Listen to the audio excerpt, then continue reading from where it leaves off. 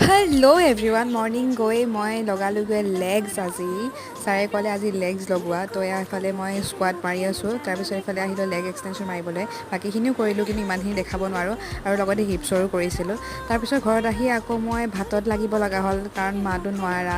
তো এইফালে মই ভাজি বনাই আছিলোঁ তাৰপিছত এয়া দালি আৰু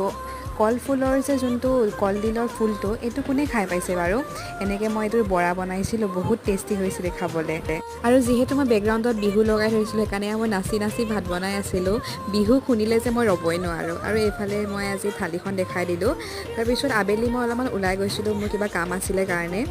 চাওকচোন উৎপলক ইমান ভাল লাগিছে তাক উৎপল চাওঁ কিবা এটা কৈ দিয়ে আকৌ মই কৰ্মশালা সুধিছোঁ তাই প্ৰেক্টিছ কৰাই আহিছোঁ ৰ'বা